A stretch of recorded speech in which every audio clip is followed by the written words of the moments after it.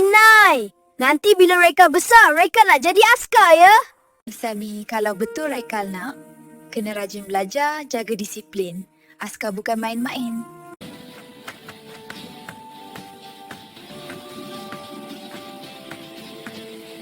Sedia, pusing kanan, jalan. Terjatuh sedikit. Tak apa, askar tak boleh cepat kalah. Terima kasih Raikal. Rajin hari ni.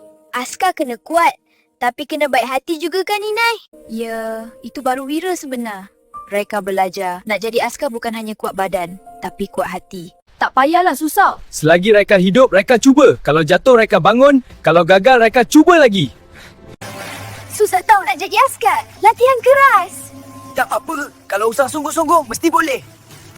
Bagi Raikal, cita-cita bukan untuk ditakutkan, tapi untuk diperjuangkan.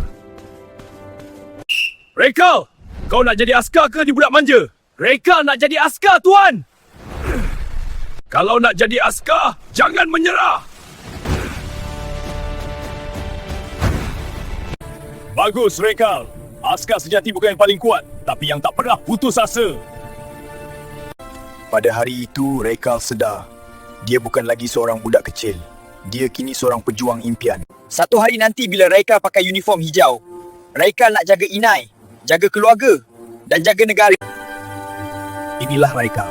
Impian bukan untuk ditakutkan, tapi untuk diperjuangkan. Kalau suka cerita ni, jangan lupa like, share and subscribe. Jumpa lagi.